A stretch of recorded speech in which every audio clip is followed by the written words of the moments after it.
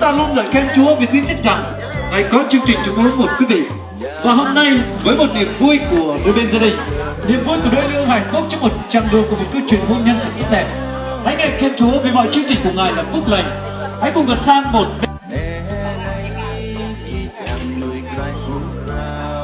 Quay ít hay ăn này Bè cặp út Quay ít này Thằng Pri rếp cặp Thì con ta vô này Vì một nạc lăng Một nạc thịt lăng Nào Quay chứ này Quay nâng một con ta thì như này